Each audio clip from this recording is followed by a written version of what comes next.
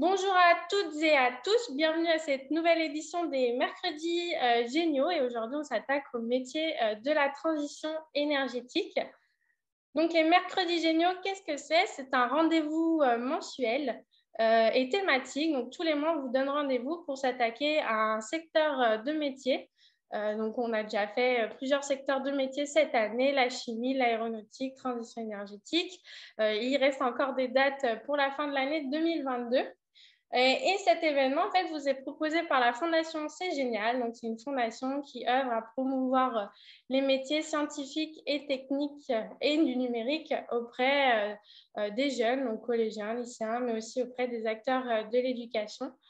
La Fondation propose plusieurs événements, donc n'hésitez pas, par exemple, pour les acteurs de l'éducation, les professeurs, les enseignantes qui sont avec nous, on a une plateforme qui s'appelle C'est Génial Connect où vous pouvez trouver des intervenants de plein d'entreprises pour intervenir dans votre classe, que ce soit en présentiel ou en visio, mais aussi vous pouvez trouver des visites d'entreprise pour vous sur votre temps de formation, par exemple, pour aller visiter des entreprises, des sites de production, etc.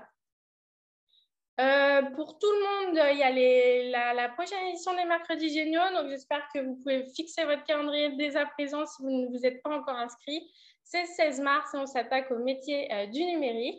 Et ensuite, toujours en mars, en fait, c'est la même semaine que pour l'édition des Mercredis Géniaux.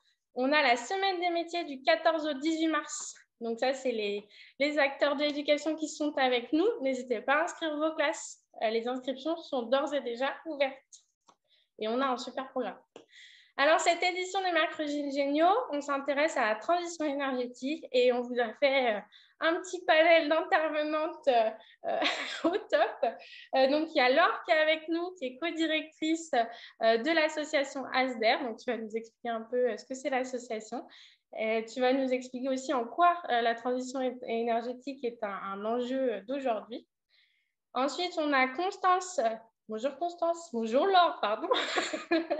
Bonjour Constance. Alors, toi, tu es ingénieure en éolien flottant chez Technip Energies. Ensuite, il y a Leslie qui est responsable d'une agence solaire d'Albioma. Et donc, toi, tu es en Guadeloupe avec un petit décalage horaire. Et ensuite, on a Claire qui est ingénieure en éco-conception. Et Claire travaille chez Schneider Electric. Vous allez donc toutes les trois témoigner pendant une dizaine de minutes sur votre formation et votre métier. Mais avant ça, vous le savez maintenant, si vous avez l'habitude, la visioconférence est interactive. Donc, j'espère que vous avez tous eu le temps de vous connecter à WooClap. Sinon, dans le chat, Jenna, qui travaille à la fondation qui s'occupe du chat, vous a mis le lien de WooClap, donc WooClap, les Mercredis Géniaux. Sinon, vous pouvez prendre en photo le QR code et c'est avec ça qu'on vous fera des petits quiz tout au long de la visio. Donc, vous allez répondre très régulièrement à quelques questions. Et le temps que tout le monde se connecte, on fait un petit test comme d'habitude.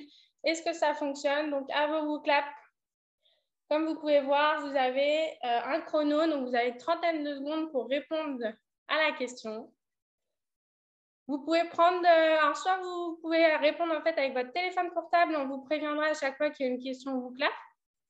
Soit sinon, vous vous connectez à une autre page du site internet de votre navigateur web. Donc là, on a les réponses qui viennent. Voilà, donc de toute façon, il y a les propositions, c'était oui, non, peut-être. Si c'était non ou peut-être, c'est que ça marchait quand même. Voilà, et à la fin du chrono, vous ne pouvez plus voter. Donc, n'hésitez pas pendant les interventions à poser vos questions sur le chat. C'est vraiment votre espace de parole. Jenna, qui est derrière le chat, notera toutes vos questions et donc soit on les posera aux intervenantes pendant qu'elles parlent, soit sinon on a vraiment un temps de questions-réponses à la fin de tous les témoignages ou justement table ronde d'un échange avec tous les intervenants et on posera toutes vos questions. Alors, on va aborder un sujet, donc le sujet de la transition énergétique. On va parler notamment beaucoup de gaz à effet de serre. Alors, petite révision, on va voir, alors pour ceux qui étaient à l'édition des Mercredis Géniaux précédente sur la transition énergétique, je veux zéro faute. Qu'est-ce qu'un gaz à effet de serre? Est-ce que tout le monde le sait? Alors, à vos WooClap, Vous pouvez sélectionner une ou plusieurs réponses parmi ces propositions. Qu'est-ce qu'un gaz à effet de serre? Attention, hein, le chronophile, il faut être au taquet.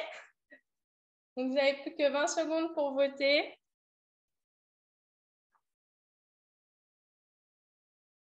Qu'est-ce qu'un gaz à effet de serre? Pour ceux qui ne sont pas encore connectés à WooClap, on vous a remis les liens dans le chat. Voilà, alors fin du vote. Alors en fait, il n'y avait aucune mauvaise réponse. Voilà, hop, les réponses correctes sont affichées en vert. Donc un gaz, effectivement, à effet de serre, en fait, ça peut être un gaz aussi bien émis par l'atmosphère. On entend notamment beaucoup parler du CO2, par exemple, et c'est celui dont on va parler en majorité pendant cet événement. Et ensuite, ça peut être aussi en fait un gaz naturellement présent dans l'atmosphère. Le gaz à effet de serre majoritaire, c'est quand même la vapeur d'eau. Et c'est un gaz en fait qui permet de retenir la chaleur qui est du soleil et qui crée la chaleur en fait dans l'atmosphère. Et donc, plus il y a de gaz à effet de serre et plus la température moyenne augmente, d'où la thématique en fait du réchauffement climatique. Voilà, donc là, on a remis un peu de contexte. Normalement, si on aborde cette notion, vous savez de quoi on parle. Alors maintenant, je vais laisser la parole à Laure. Bonjour Laure. Donc toi, tu es co-directrice à l'association ASDER. Donc tu vas nous expliquer un peu quelle est cette association. Dis-nous en plus sur cette association. Oui, bonjour. Donc Laure Voron, co-directrice de l'association ASDER, qui est une structure qui compte 40 salariés et qui travaille pour la transition énergétique, avec deux pôles d'activité, un pôle conseil et accompagnement et un pôle formation. Alors sur le conseil et l'accompagnement, on va accompagner des particuliers dans leur projet de rénovation énergétique pour les aider à faire les meilleurs choix techniques et à avoir des informations aussi sur les aides qui peuvent toucher. On va également accompagner sur ce pôle les collectivités territoriales, donc les communes, les communautés de communes, sur leur politique énergétique ou sur, pareil, sur leurs bâtiments, sur leurs projets. Ça, c'est le pôle conseil accompagnement. L'autre pôle, c'est un pôle formation. Donc, on est centre de formation. On est centre de formation pour adultes. On s'adresse à des adultes qui sont soit des professionnels déjà en activité, qui viennent chercher chez nous une spécialisation ou un renforcement de leurs compétences sur une thématique bien précise. Ou on s'adresse aussi à des adultes en reconversion qui ont travaillé déjà 5, 10, 15 ans et qui veulent changer de métier et qui viennent du coup pour une année complète se former chez nous et apprendre un nouveau métier en lien avec la transition énergétique. Donc aujourd'hui, tu fais quand même une exception et tu t'adresses à, à tout le monde. Et alors, je m'adresse m'adresse aux collégiens. Oui, au collège, à des jeunes, mais peut-être j'ai quand même un message à leur faire passer à ce sujet-là, c'est que aujourd'hui, ils sont à une période où ils se posent pas mal de questions d'orientation après le collège, après le lycée.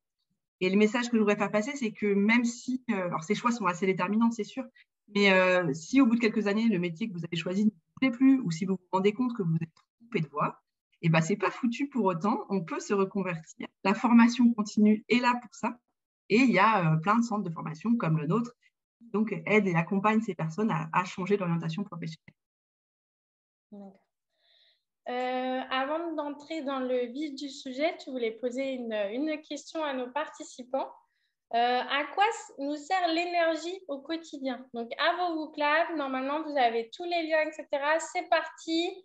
Vous avez le choix entre 3 propositions. Donc, à quoi sert l'énergie au quotidien? À produire de la chaleur, à produire de l'électricité, à se déplacer. Vous avez le choix entre plusieurs propositions. Vous pouvez en cocher plusieurs si vous voulez. Alors, est-ce que c'est la réponse numéro 1, 2, 3, les 2, les 3? Vous n'avez plus qu'une dizaine de secondes pour voter. Alors, on nous dit, il y a Sandrine qui nous dit qu'ils ont une super association ici, Pierre et Terre, dans le 32, dans la même mouvance qu'ASDER. Alors, peut-être qu'il y a plusieurs associations qui ont ces mêmes buts. Je pense que vu que ça, justement, la transition énergétique, c'est un vrai sujet actuellement. Il doit y avoir de plus en plus d'associations à ce sujet. Merci Sandrine d'être ici avec nous aujourd'hui. Alors, le vote est terminé. Donc, pas tout le monde m'a dit les 3 réponses, mais en fait, les 3 réponses étaient bonnes. Donc, en fait, l'énergie, ça nous sert à beaucoup de choses au quotidien. Donc, Laure, tu voulais nous passer une petite vidéo avant de commencer à... J'espère que ça va marcher. Là, je vois les 3 petits points comme ça. La transition énergétique, qu'est-ce que c'est? Chaque jour, nous consommons de l'énergie devenue indispensable dans notre quotidien. Sans elle, pas de déplacement, de chauffage, ni même de lumière. Pour bénéficier de ce confort, nous produisons de l'énergie de différentes manières. Depuis longtemps, nous utilisons les énergies qu'on appelle fossiles. Elles comprennent le charbon, le pétrole et le gaz. Aujourd'hui, la plupart de nos équipements les utilisent, comme nos voitures qui roulent à l'essence ou au diesel. Mais elles viendront un jour à manquer et produisent beaucoup de gaz à effet de serre. Dans les années 70, la France a investi dans le nucléaire. Aujourd'hui, ce sont 58 réacteurs qui fournissent les 3/4 de notre électricité. Mais le nucléaire, c'est également des déchets qu'il faut traiter et des mesures de sûreté qu'il faut garantir. Enfin, il y a les énergies dites renouvelables. La nature fournit sans limite ces matières premières. Elles permettent de produire de l'énergie de manière beaucoup moins polluante. Mais elles sont également variables. Le soleil ne brille pas toujours et le vent ne souffle pas tout le temps. Mais la transition énergétique, c'est également s'interroger sur notre consommation d'énergie. Nous n'avons pas forcément conscience de l'impact de nos gestes quotidiens, à la fois sur la nature et sur l'environnement. Par exemple, a-t-on vraiment besoin d'éclairer toute sa maison lorsque l'on occupe une seule pièce? Mieux consommer permet aussi d'optimiser notre système énergétique afin d'être moins dépendant des importations toujours plus chères et garantir un accès équitable à tout le monde.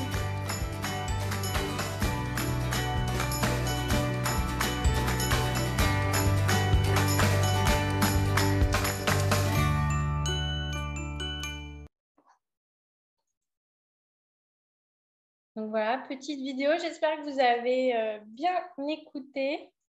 Parce que, comme à notre habitude, petit quiz, attention. Alors, à vous clapper si vous avez bien écouté la vidéo. Est-ce que vous avez compris les différentes choses qui ont été abordées par cette vidéo? Qu'est-ce qui caractérise les sources d'énergie fossiles? Pareil, à vos clap, donc vous avez le choix entre plusieurs propositions, 3 propositions. Elles sont illimitées, elles s'épuisent et il y en aura bientôt plus. Elles contribuent au dérèglement climatique par les émissions de CO2 qu'elles génèrent. Vous avez le choix entre plusieurs propositions. On voit déjà les histogrammes un peu bouger. Pour ceux qui viennent de se joindre à nous, n'hésitez pas à vous connecter à WooClap. Normalement, le lien a été remis. Donc, c'est www.wooclap.com/mercredisgéniaux pour pouvoir répondre aux questions en direct. Donc, le vote est terminé. Laure, tu veux peut-être nous donner la bonne réponse, même si normalement, elle était Oui. dans la vidéo. Et ben, du coup, elle contribue au dérèglement climatique par les émissions de CO2 qu'elle génère et également, elle s'épuise et il y en aura bien les 2 réponses. Voilà, c'était les 2 dernières réponses. Et on enchaîne, ne quittez pas beaucoup clap, on enchaîne tout de suite. Donc, quelles sont les sources d'énergie dites renouvelables? Quelles sont les sources d'énergie dites renouvelables? Donc, à vos clap. Donc, il y a plusieurs propositions. N'hésitez pas à en choisir plusieurs. Le soleil, le vent, la géothermie, le bois, l'eau, la biomasse. Peut-être qu'il y a des termes que vous ne connaissez pas. N'hésitez pas à nous dire dans le chat s'il y a des termes que vous ne connaissez pas.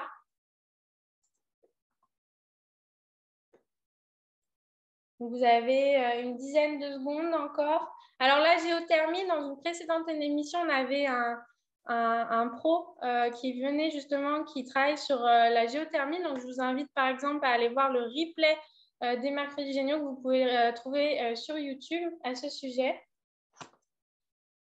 Alors, en fait, donc, je vais donner la bonne réponse. Tout était bon. Mais c'est bon, mauvaise réponse. Donc, c'est vrai que naturellement, c'est vrai que les 3 premiers, on y pense, le soleil, le vent, pardon, on y pense beaucoup. La géothermie, c'est quelque chose aussi qui vient, qui est nouveau, mais le bois, l'eau et la biomasse, c'est aussi des énergies dites renouvelables. Alors, Laure, tu veux nous parler d'une démarche, ça s'appelle la démarche Négawatt. Est-ce que tu peux nous en dire un peu plus? Parce que je ne pense pas que beaucoup de monde connaissent. Oui, alors on a vu dans la petite vidéo là, du gouvernement que la transition énergétique, c'était remplacer les énergies fossiles et nucléaires par des énergies renouvelables. Donc ça, c'est bien, mais ça peut répondre totalement à nos besoins que si on associe cette production d'énergie renouvelable par des actions de sobriété et d'efficacité. Donc ça, c'est ce que promeut en fait l'association Négawatt, qui est une association d'experts de l'énergie, qui ont bâti un véritable scénario qu'ils appellent le scénario Négawatt, et qui montre comment, à l'échelle de la France, par des actions de sobriété, d'efficacité et d'énergie renouvelable, on pourrait, à confort équivalent, complètement couvrir nos besoins par des énergies renouvelables. Je vais peut-être détailler un petit peu ce qu'il y a dans ces 3 piliers. Donc, la sobriété, tout d'abord, la sobriété, c'est lutter contre les gaspillages. Ça veut dire qu'en fait, il y a un gisement d'énergie autour de nous et il y a plein d'énergie dont on pourrait se passer. Par exemple, l'hiver, on n'est peut-être pas obligé d'avoir 23 ou 24 degrés dans les logements. Une température à 20 ou 21 degrés et un pull peuvent suffire. De la même manière, on voit de plus en plus dans les vitrines des magasins, déjà on voit des vitrines des magasins la nuit, c'est pas forcément utile. Et puis on voit de plus en plus d'écrans avec des publicités qui défilent. Ça aussi, derrière, il y a des consommations énergétiques. Ce n'est pas forcément nécessaire. Donc, la sobriété, c'est vraiment ça, c'est réduire les gaspillages. L'efficacité, c'est plutôt pour un besoin équivalent, consommer juste l'énergie nécessaire. Je prenais l'exemple des bâtiments tout à l'heure. Pour avoir 21 degrés, 20 degrés dans un bâtiment, on va consommer beaucoup d'énergie si le bâtiment n'est pas isolé que si le bâtiment est isolé. Et enfin, les énergies renouvelables, on l'a vu précédemment, c'est couvrir nos besoins avec des énergies renouvelables issues du soleil, du vent, de la terre, avec la géothermie, de l'eau ou de la biomasse.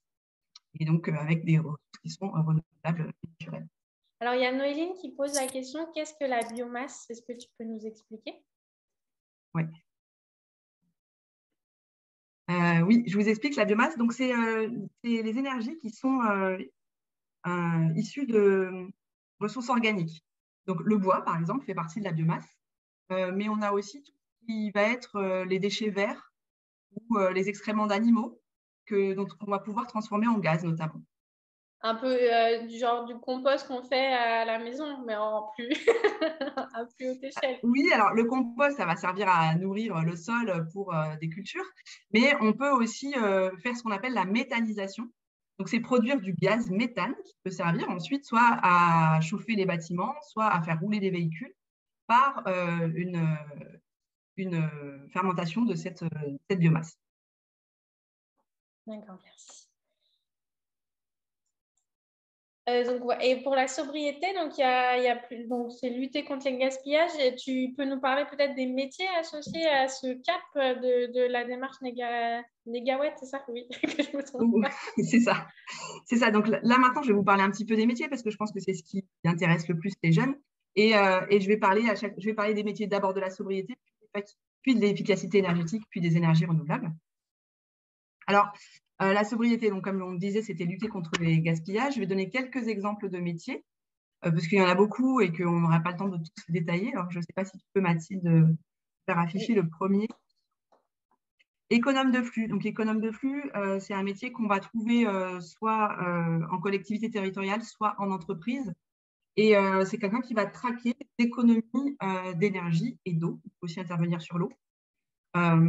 Par exemple, dans une collectivité, pareil, on va pouvoir se rendre compte qu'une école est chauffée même le week-end, il n'y a personne dedans. Donc là, par la mise en place d'un petit programmateur, il va pouvoir faire en sorte que le chauffage se coupe le vendredi soir et se rallume automatiquement le lundi matin.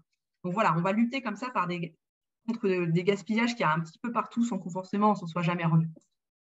Et puis, l'économe de flux va aussi permettre d'identifier là où il y a des grosses consommations d'énergie un peu anormales et peut-être de prioriser les travaux qui seraient à faire en premier pour tel ou tel bâtiment de la collectivité. Donc, en fait, ce genre de métier, ça peut exister dans les collectivités, mais j'imagine aussi dans les entreprises. J'imagine il y a peut-être… Oui, alors c'est plus ancien dans les collectivités et dans les entreprises, je pense que ça commence. Ça commence dans le tertiaire et dans l'industrie également. Bah, peut-être Claire nous en dira un peu plus sur ça, si elle connaît ou pas, ou si ça rejoint un peu son métier, elle nous dira tout à l'heure. On passe au deuxième, au métier d'après? Oui. Donc, animateur énergie environnement. Oui, donc là, c'est un métier qui est souvent plus en association.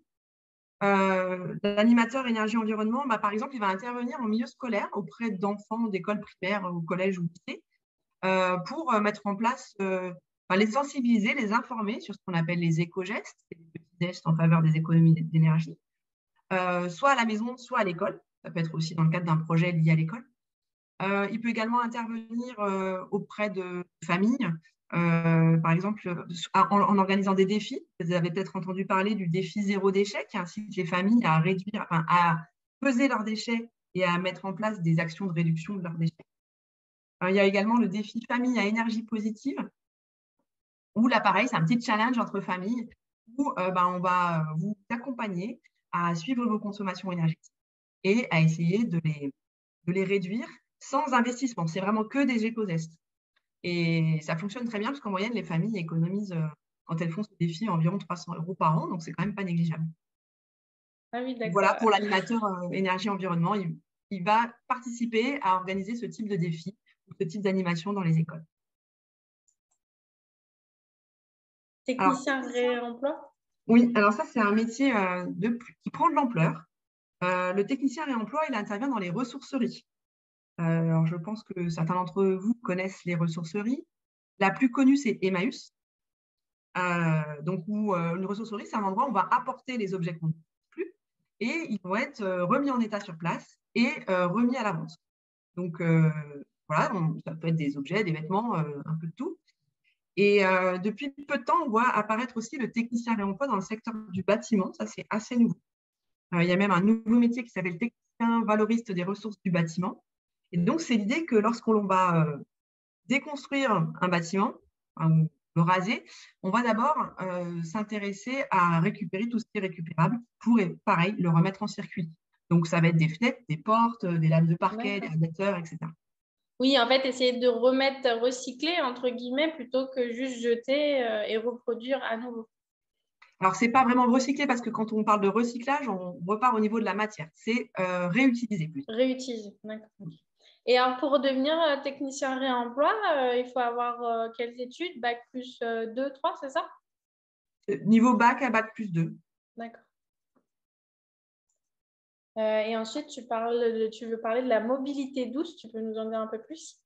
Donc ça, c'est un axe aussi majeur de la sobriété. Donc, il y a tout un tas de métiers. Il y a d'abord les métiers autour du vélo.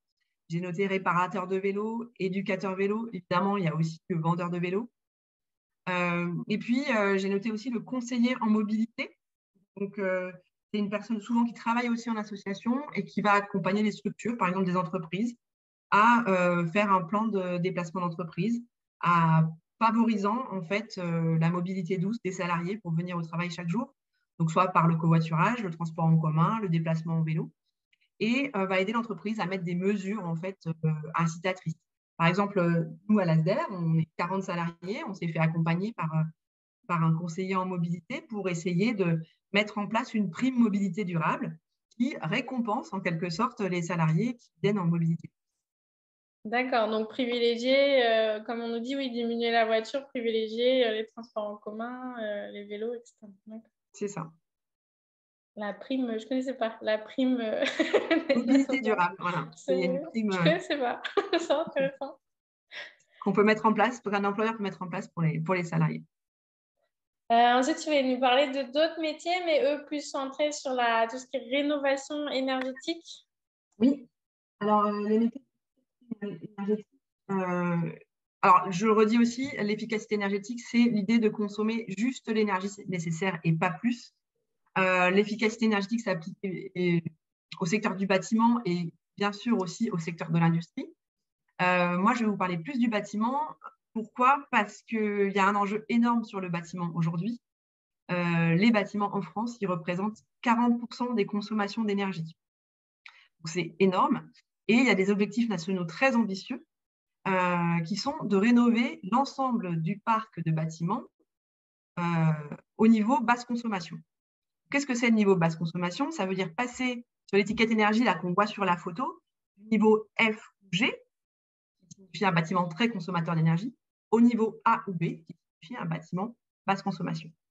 Et pour faire ça, il faut rénover environ 500 000 ou même 700 000 logements par an. Et on en est encore loin aujourd'hui. Donc là aussi, c'est très pourvoyeur d'emploi, il y a beaucoup de boulot. D'accord. Alors, oui, premier métier, j'en ai listé quelques-uns, les métiers de l'information et du conseil. Donc ça, c'est ce que je présentais au tout début de ma présentation, lorsque je parlais de l'ASDER. À l'ASDER, on a des conseillers énergie qui conseillent et accompagnent les particuliers dans leurs projets de rénovation. Donc là, voilà, ça, c'est un premier métier. Il y en a environ 1000 en France, des conseillers énergie, qui sont répartis sur tout le territoire et qui travaillent sur des structures associatives ou des structures publiques. Les métiers de l'ingénierie. Alors oui, lorsqu'on parle de bâtiments un peu plus gros que la maison individuelle, typiquement des collèges et des lycées, pour parler de ce qui nous rassemble aujourd'hui, là, on va avoir besoin d'études et de travaux de conception. Donc, il y a des architectes et des ingénieurs qui vont intervenir pour définir comment on va rénover le bâtiment.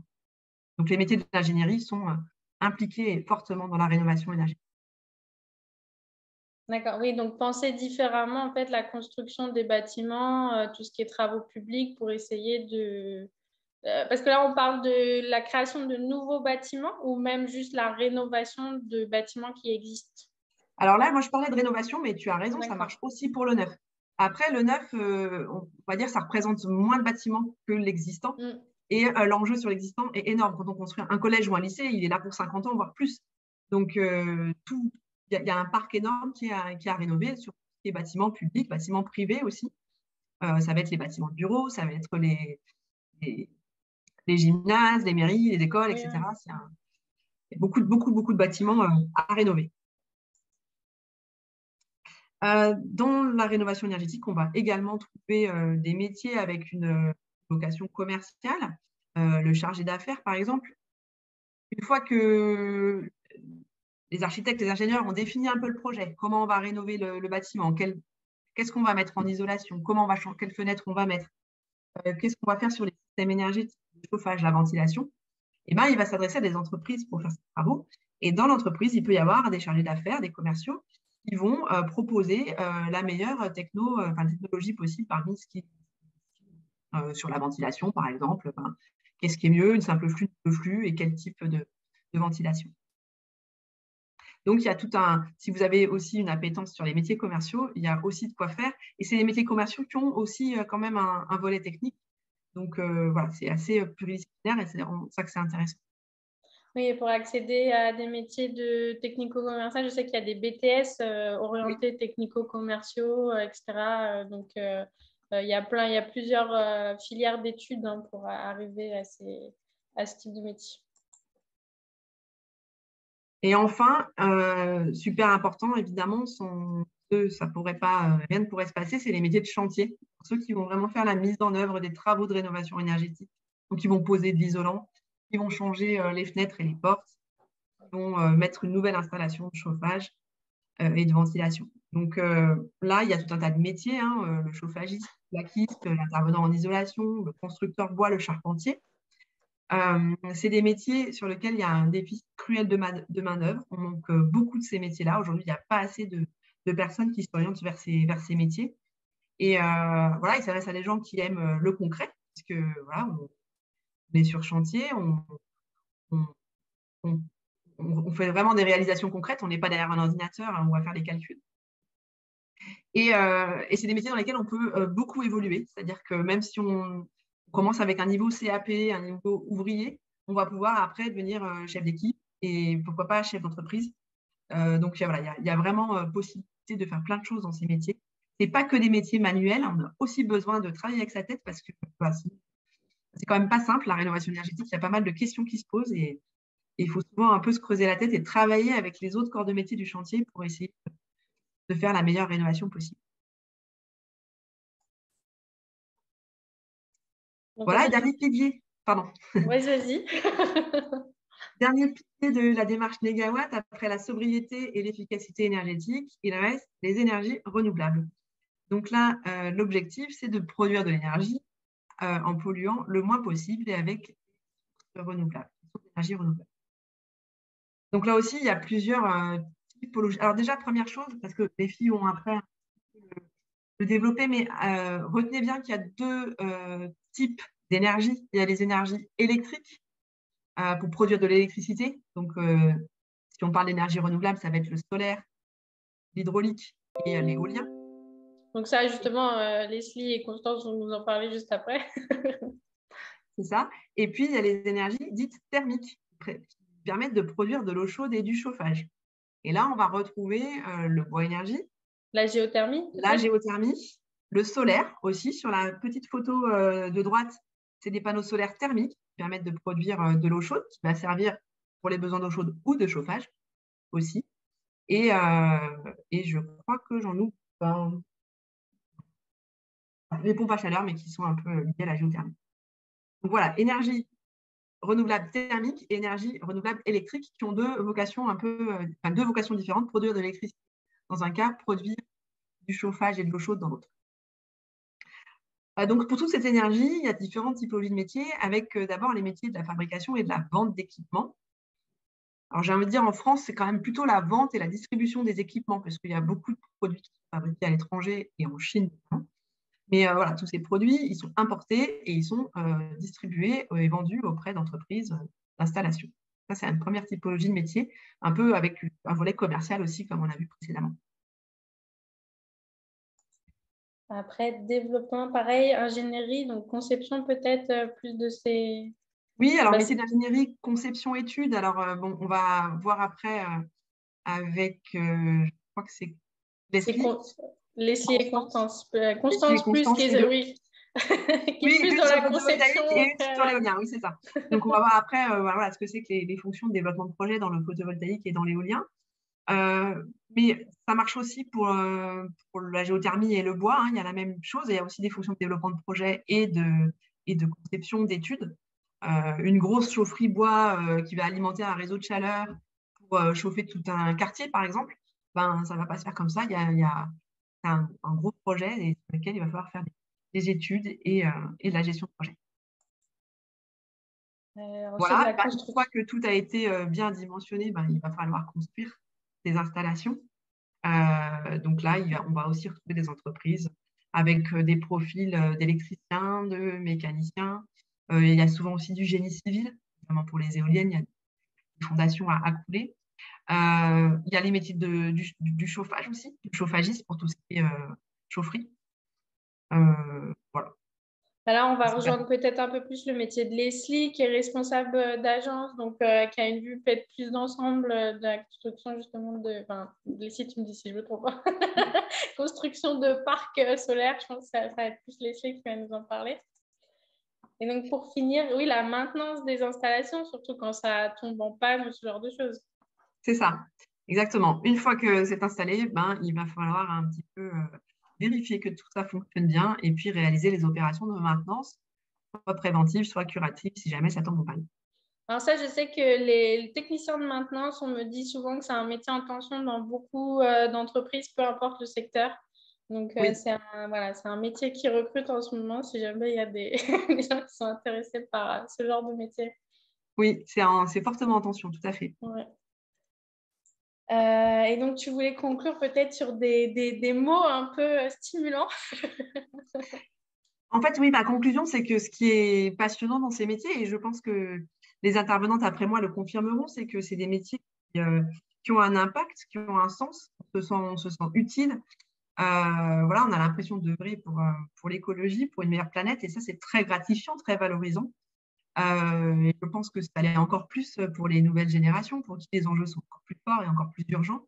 Donc ça, c'est super. Et l'autre chose que je voudrais peut-être dire aux jeunes qui nous écoutent, c'est que finalement, quelle que soit votre fibre, si vous avez une fibre plutôt scientifique ou technique, vous pouvez trouver votre place. Si vous avez une fibre plutôt commerciale, marketing, communication, pareil, vous trouverez un métier dans la transition énergétique. Si vous avez envie de faire du chantier, de faire de la pose, de l'installation, de la maintenance, on l'a vu, il y aura aussi quelque chose pour vous. Donc, voilà, il y a une foultitude de métiers. Là, on en a balayé quelques-uns, mais on pourrait en citer bien plus. Donc voilà, c'est un vrai axe de développement pour l'avenir et c'est très porteur et très, très passionnant. Oui, c'est le message que tu fais passer, c'est super, que tout le monde peut trouver sa place. Et j'ai aussi entendu dire que là, on parle de métiers qui existent, qui sont en cours de développement, mais apparemment, il y aurait des milliers de métiers liés à la transition énergétique qui n'existeraient pas encore et qui seraient créés dans les 10 ans ou 20 ans à venir. Donc, il y a de quoi faire, il y a de quoi laisser parler son imagination. C'est ça. Merci beaucoup, Laure. Alors, pour tous ceux qui veulent peut-être contacter, par exemple, l'association pour en découvrir un peu plus, etc., je vous mets le contact de Laure ou sinon, vous pouvez aller voir son profil sur LinkedIn. Merci beaucoup, Laure. On se retrouve pour la question, le temps de questions-réponses à la fin. Donc, on va passer à Constance. Bonjour, Constance. Donc, toi, tu es ingénieure en éolien flottant chez Technip Energies. Mais avant que tu nous en dises plus sur ton métier, tu vas poser quelques petites questions à nos intervenants, à nos participants, et c'est des questions hyper intéressantes, je trouve. Alors, question, donc à vos clap, tout le monde, pourquoi mettre des éoliennes en mer plutôt que sur terre? Alors, à vos clap, donc vous avez le choix entre plusieurs propositions. Jenna de la Fondation vous a remis le lien pour ceux qui sont arrivés entre-temps et qui n'ont pas eu le temps de se connecter. Alors, pourquoi mettre des éoliennes en mer plutôt que sur terre? Donc, l'installation en mer coûte moins cher, c'est plus facile techniquement et le vent en mer est plus fort et plus stable. Alors, il y a une grosse majorité. Réponse numéro 3. Attention, le vote va bientôt être clôturé. Donc, il n'y a qu'une personne qui a mis la réponse 2. Constance, tu veux nous dire la réponse? Oui, non, mais en effet, clairement, la réponse 3 est très justifiée puisque donc, on va avoir un vent beaucoup plus stable et plus fort en mer, donc on va pouvoir produire plus d'énergie. Mais techniquement, c'est plus compliqué puisque c'est dans la mer, mais par exemple, on n'a pas besoin de construire de route puisqu'on va le transporter sur des bateaux, contrairement sur Terre où parfois on doit construire des routes, voire même utiliser des hélicoptères pour monter des éoliennes sur des montagnes, alors que sur la mer, on a juste besoin de bateaux. Donc, en fait, c'est équivalent, au niveau technique, ça serait équivalent. Non, c'est d'autres problèmes, c'est pas évident, mais c'est un peu plus compliqué à cause de la mer, mais il y a quand même certains avantages aussi. D'accord. Et tu avais une autre question, donc changez pas, restez sur vos claps. Dans ce cas-là, pourquoi les faire flotter sur la mer? Donc, je ne sais pas si vous avez vu les éoliennes flottantes, généralement, il y a des flotteurs vraiment qui soutiennent les éoliennes, plutôt que de les poser sur les fonds marins. Alors, à votre avis, pareil, à vos claps, vous avez le choix entre plusieurs propositions. Donc, pour être moins sensible à la profondeur d'eau, l'assemblage est plus facile ou pour diminuer l'impact environnemental. Vous avez le choix entre plusieurs propositions. Alors, on voit les histogrammes, là, ça se bat. Il y a des avis contradictoires, ou non, complémentaires plutôt. Alors, vous n'avez plus que 5 secondes pour voter. Tout le monde n'a pas encore voté. Allez, le vote est terminé. Tu veux nous dire la réponse, Constance? Oui, donc en effet, d'ailleurs, ce n'est pas celle qui a eu le plus de pourcentage, mais vraiment, la raison première, c'est parce que pour le moment, ce qu'on met en mer, c'est posé sur le sol et on peut le faire qu'avec une petite profondeur d'eau, donc de l'ordre de 40 mètres. Et c'est pour ça qu'on fait flotter maintenant les éoliennes donc pour le futur, pour les projets futurs, pour pouvoir les mettre avec des profondeurs d'eau beaucoup plus importantes. Et donc, c'est les profondeurs qu'il y a en Atlantique, dans le Pacifique, puisque finalement, c'est uniquement dans la mer du Nord qu'on va pouvoir avoir des fonds marins très peu profonds. Voilà, on voit exactement sur le schéma. Voilà, donc à gauche, c'est ce qui existe actuellement en mer du Nord, ce qu'on est en train de construire en France. Donc, c'est vraiment posé. Donc, il y a différents types de fondations. Il y en a une, ça ressemble un peu à une tour Eiffel. Voilà. Et ensuite, justement, pour des profondeurs plus grandes, on va faire flotter. Donc, on va mettre un flotteur. Donc là, il y a différents types de flotteurs qui existent. Et donc, c'est comme un bateau. Ça va flotter et ça va être attaché au sol avec des ancres. D'accord, oui, c'est plus simple que d'essayer de construire un poteau de je ne sais pas combien de mètres de haut qui doit c'est juste plus possible à partir d'une certaine profondeur. Tu es juste obligé de le faire flotter parce qu'on ne peut pas planter plus de 200 mètres. Et après, les autres réponses, elles n'étaient pas forcément fausses non plus. Non, elles étaient bonnes aussi. L'assemblage plus facile, en effet, on va pouvoir assembler directement l'éolienne sur le flotteur dans les ports et l'emmener directement sur site, contrairement à ce qu'on fait actuellement où on met la fondation en mer, puis on met la turbine dessus. Donc, donc le flottant va être plus facile on va l'assembler directement dans les ports. Et l'impact environnemental, en effet, vu qu'on va mettre des ancres, on va avoir un impact moindre que lorsque l'on met des fondations posées, ou là, par exemple, sur la photo, celle de gauche, là, tu peux remettre la photo, mais c'est même carrément du planté. Bon, là, on ne le voit pas très bien, mais parfois, on doit carrément planter dans le sol comme un clou. Et donc, ça, environnementalement, on peut faire mieux. Du coup, le flottant va être plus respectueux de l'environnement. Alors, tu es ingénieur justement, donc tu travailles sur les éoliennes flottantes. Et comment tu es arrivé là où tu es aujourd'hui? Tu peux nous en dire un peu plus sur ta formation? Donc, mon parcours académique. Alors, donc j'ai fait un bac S puisque j'aimais bien les maths, la physique. Et ensuite, forcément, en terminale, on ne sait pas trop ce qu'on veut faire, mais moi, je savais que j'aimais bien savoir comment fonctionnaient les choses. Et donc, je me suis dit, pourquoi pas un métier d'ingénieur. Donc, pour ça, j'ai fait une classe préparatoire en 2 ans. Donc là, j'ai appris, c'était assez intense, et donc c'était vraiment des maths, de la physique très poussée. Et à la suite de cette classe préparatoire, j'ai intégré une école d'ingénieur à Brest. Et donc, c'était des études plutôt généralistes. Et donc, c'est là où je me suis un peu rendu compte de ce que j'aimais, ce que je n'aimais pas au fil des stages. Et donc, j'ai voulu me spécialiser dans les énergies et donc décarboner finalement, parce que je trouvais que c'était intéressant de faire un métier plutôt innovant avec des nouvelles problématiques. Et donc, du coup, j'ai fait un master en énergie décarbonée où on a étudié donc l'éolien, le photovoltaïque, justement l'efficacité énergétique, toutes les thématiques qui ont été présentées précédemment par Laure. Et donc, à la suite de... Donc, voilà, ça, c'était mes études. Et à la suite de ce master, pour valider ce master, j'ai dû faire un stage de fin d'études. Donc, c'est souvent comme ça que ça se passe dans les études supérieures. Et donc, c'était un master plutôt orienté recherche, puisque les énergies décarbonées, surtout il y a 5 ans. C'est encore nouveau, oui. Voilà, c'était assez nouveau. Et donc, du coup, j'ai fait un stage à l'Institut français du pétrole énergie nouvelle en éolien flottant. Donc, mon stage, en fait, le but, c'était un peu de regarder l'effet de la houle sur un flotteur d'éolienne. D'accord, pour que ça résiste en fait au mouvement de la mer dans le temps. Voilà, c'était un peu les prémices de ce que je fais maintenant. En fait, c'était pour, on se pose des questions, comment le flotteur va bouger dans l'eau, comment il va réagir et comment prévoir ce mouvement.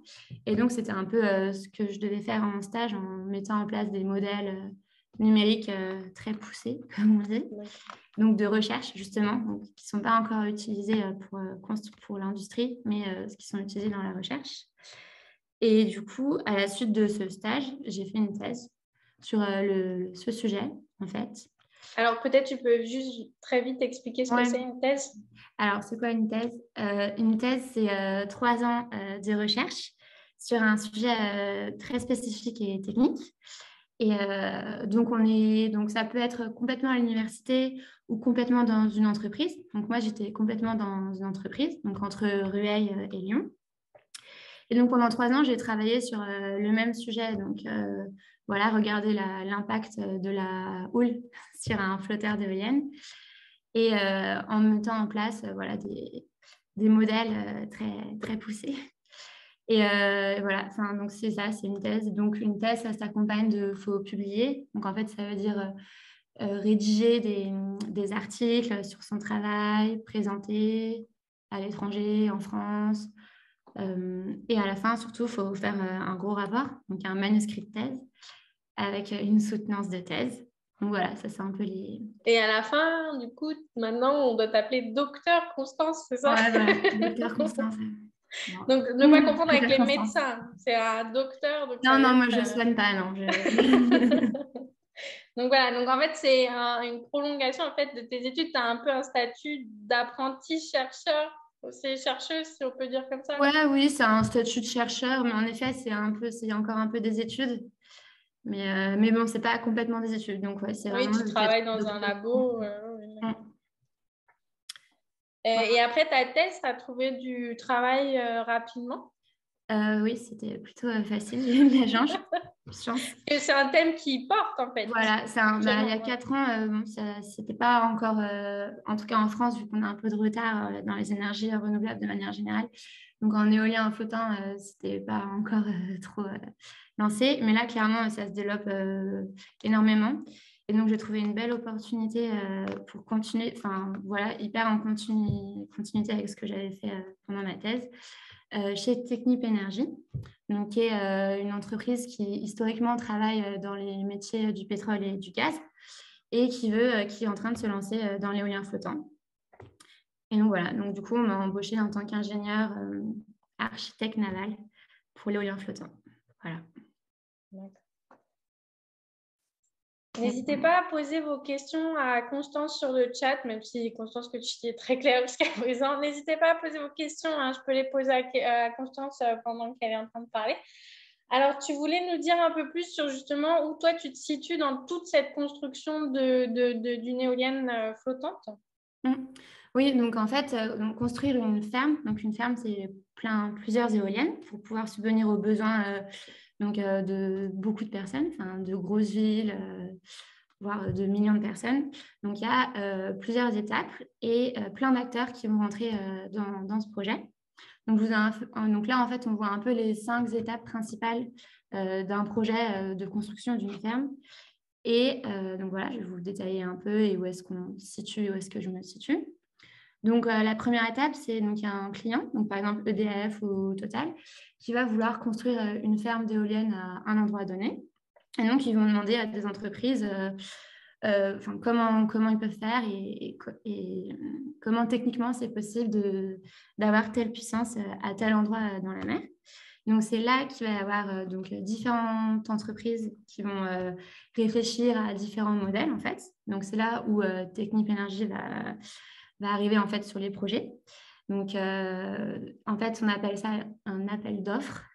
Donc, il y a différents ensembles d'entreprises qui vont présenter leurs solutions et donc le client va en choisir une parmi ces différentes solutions.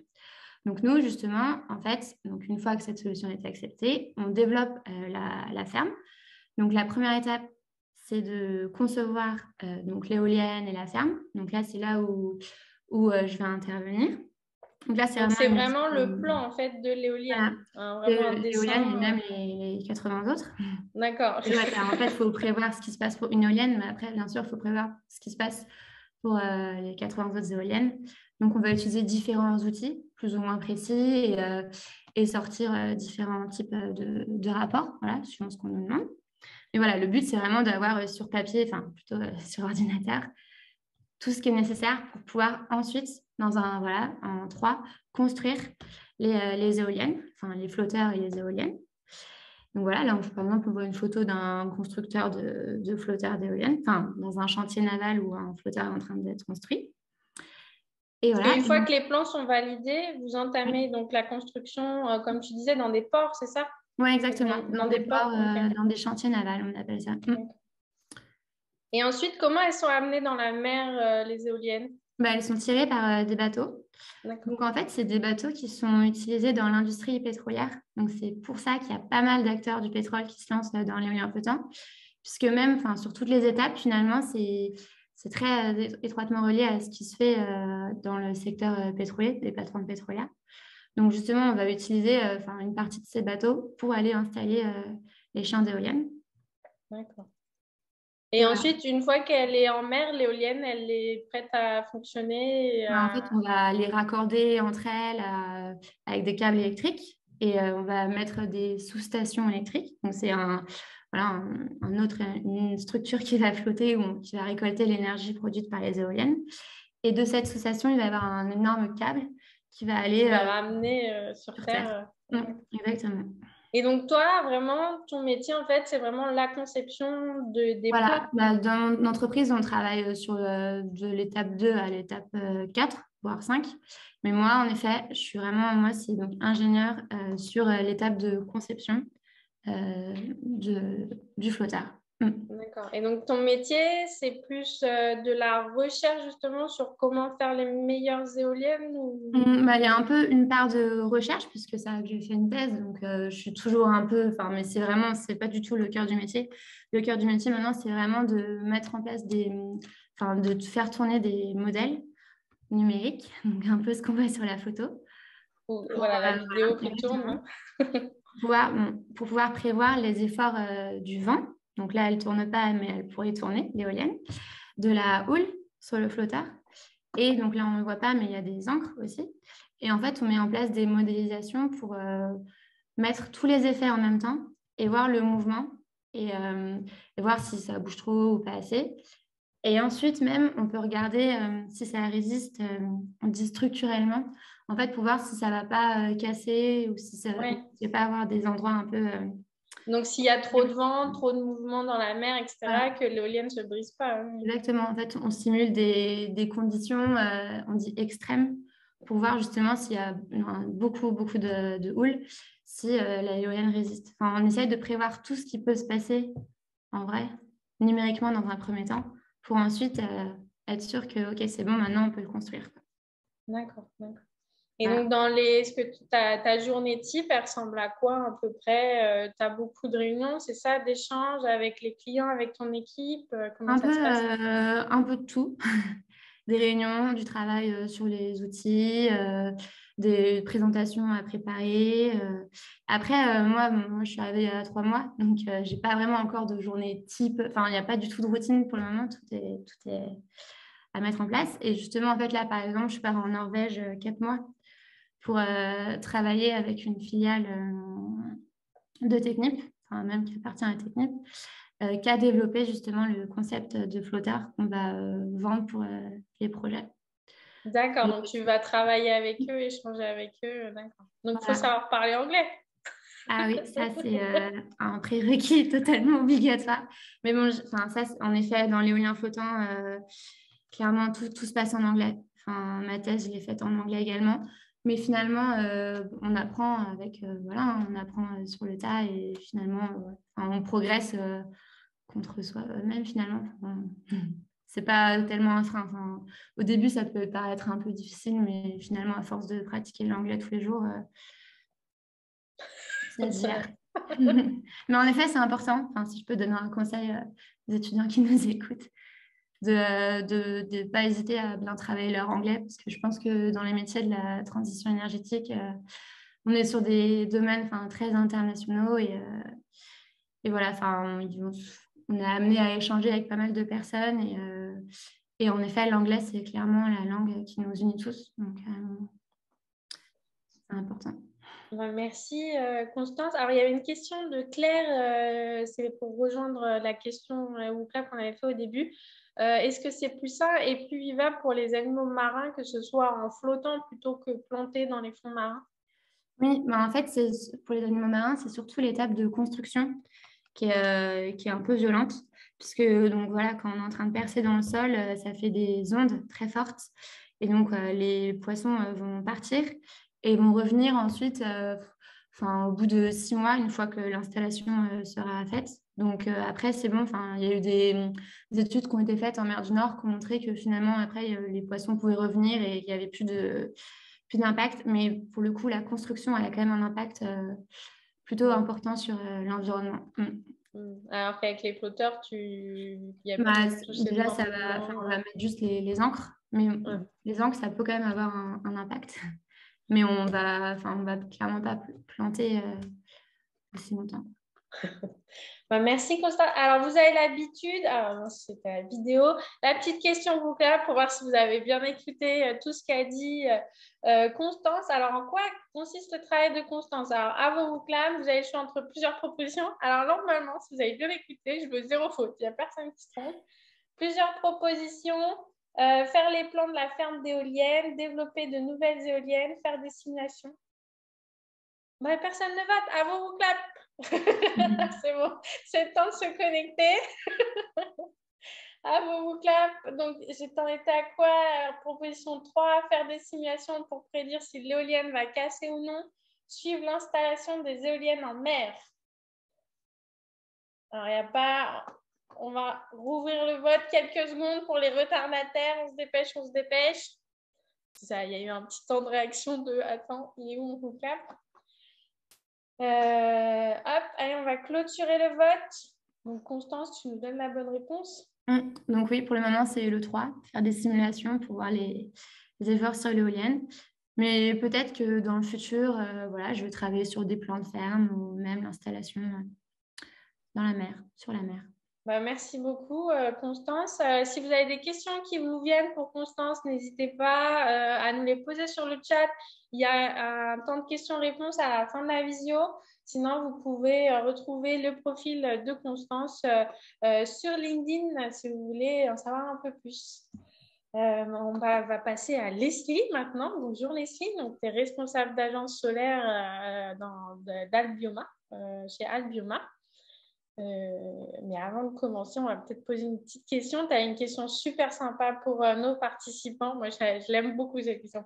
Combien de temps faut-il au Soleil pour fournir à la Terre l'énergie consommée annuellement par l'humanité? On va la redire une fois, le temps que ça connecte.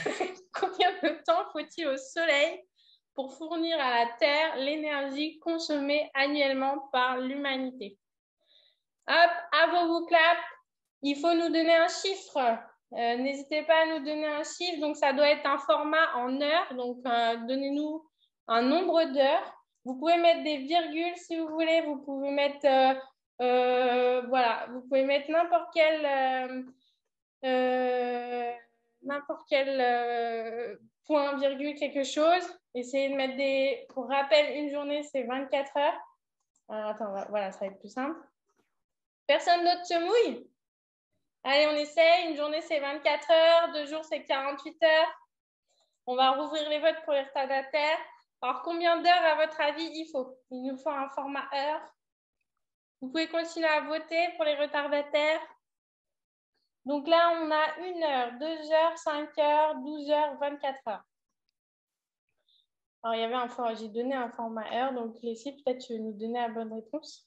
Oui, mais alors, du coup, c'est vrai que c'est une question pas évidente et on ne s'en rend pas vraiment compte de ce que le soleil peut nous fournir comme énergie. Mais du coup, il faut juste 1 heure et demie, voilà, entre 1 et 2 heures pour que le soleil fournisse à la Terre toute l'énergie dont on a besoin, enfin, a besoin de toute la Terre entière pour 1 an. Donc, qu'est-ce que montre ce chiffre? Ça montre qu'on a encore beaucoup de travail à faire, enfin, beaucoup... voilà, le potentiel de l'énergie renouvelable est énorme et du coup, il faut qu'on l'exploite encore plus. Ouais, réussir à récupérer cette énergie pour la consommation. Exactement. Alors, si tu peux nous en dire un peu plus sur ta formation, comment tu es arrivé là où tu es aujourd'hui? Voilà, bon, on remonte une dizaine d'années en arrière et j'étais en terminale. Donc, à l'époque, on appelait ça des bacs généraux scientifiques. Alors, maintenant, ça ne s'appelle plus comme ça, mais en gros, il y avait 3 matières principales, maths, physique, chimie et SVT. Et en terminale, c'est le moment de faire le choix de nos études supérieures, un choix qui n'est pas évident. Comme un peu Constance, moi, je ne savais pas vraiment ce que je voulais faire. Je n'avais pas d'idée, soit de métier, soit de domaine. Et donc, je ne voulais pas trop me fermer de porte. Je me suis dit qu'une école d'ingénieur généraliste, c'était bien parce que quand même, j'aimais voilà, tout ce qui était technique et les sciences. Donc, par contre, pour entrer dans une école d'ingé, on a plusieurs solutions. Constance, elle a fait des classes préparatoires aux grandes écoles qui sont à la fin suivies d'un concours. Moi, j'aime pas trop la compétition d'un point de vue scolaire et professionnel. Donc, je me suis plus orientée vers une prépa intégrée. Donc, en fait, j'ai directement intégré l'école d'ingénieur qui se fait en 5 ans. Donc, il y a quand même les 2 premières années maths sup, maths spé, mais à la fin, il n'y a pas de concours. On passe en 3e année en fonction des résultats oui, si sur tu les as 2 des bonnes premières notes, années. tu continues dans l'école.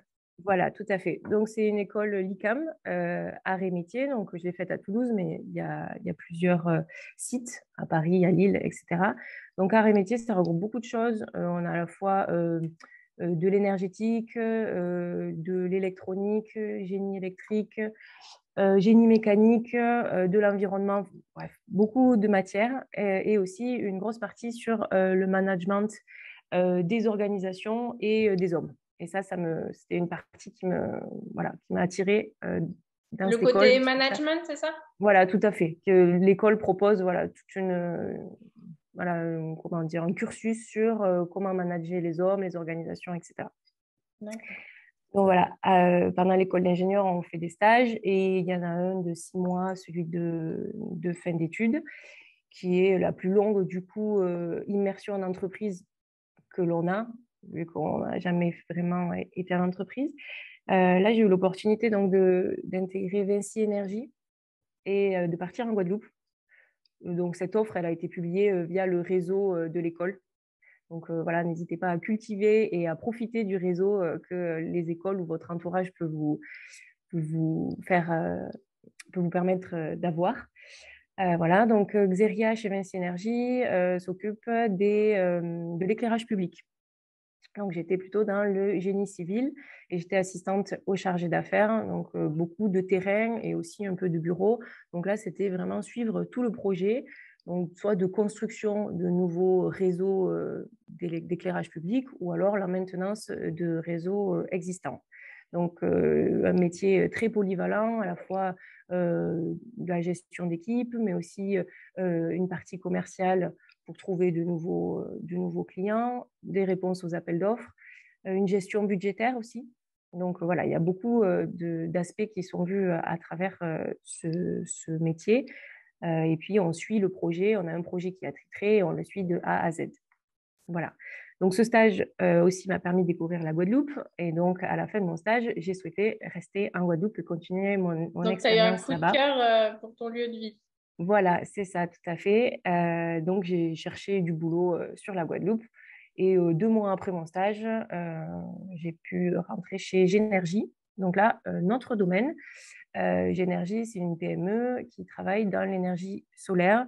Comme l'a dit Laure tout à l'heure, donc 2 aspects de l'énergie solaire, à la fois l'énergie thermique, donc pour produire de l'eau chaude solaire, et aussi pour produire de l'électricité via le photovoltaïque. Donc, une même source d'énergie peut être utilisée pour 2 finalités différentes. Voilà.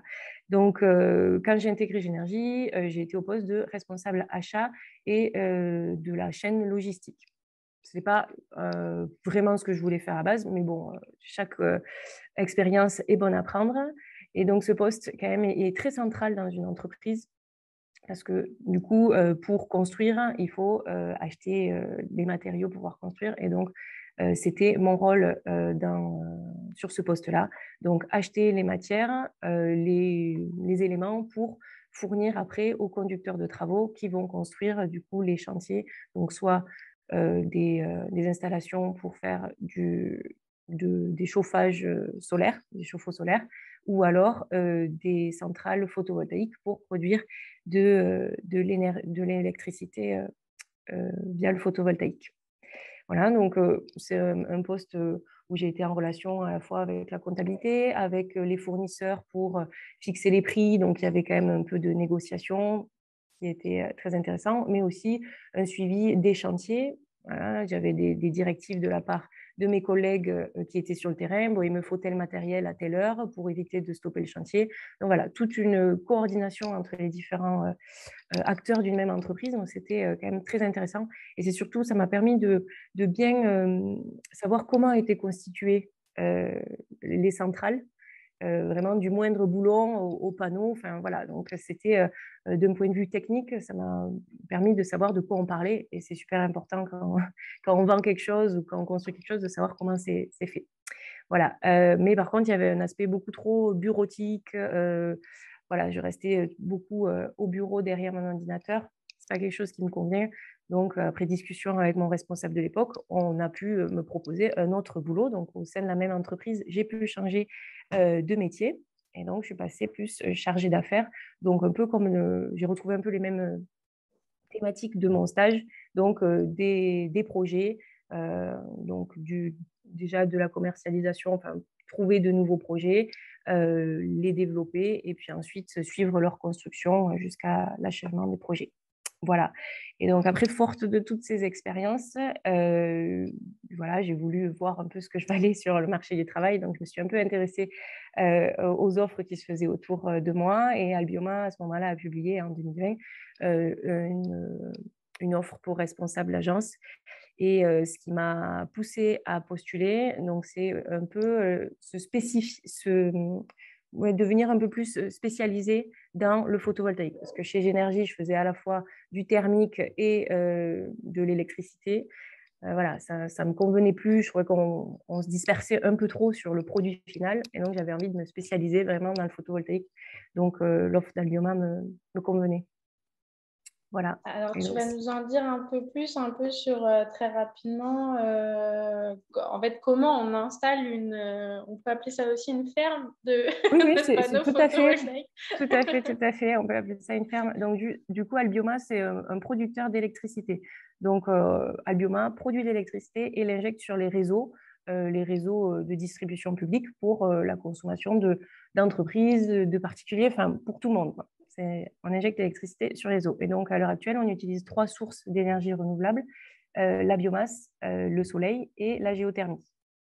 Donc, moi, je m'occupe que de la partie solaire et que sur le territoire de la Guadeloupe, sur le département de la Guadeloupe. Voilà, donc on est présent un peu partout dans le monde. Si je fais un focus un peu sur le boulot de l'agence de Guadeloupe et sur la partie solaire, donc nous, notre métier, c'est de développer de nouveaux projets. Donc, voilà, trouver de nouveaux endroits où installer des centrales photovoltaïques, les construire et ensuite les maintenir et les exploiter pendant toute la durée de contrat. Donc, en fait, on vend l'électricité aux gestionnaires de réseau, EDF par exemple, et donc on a un contrat de vente de cette électricité sur, à l'heure actuelle, 20 ans. Donc, on installe des projets qui doivent tenir 20 ans et on doit produire de l'électricité pour 20 ans.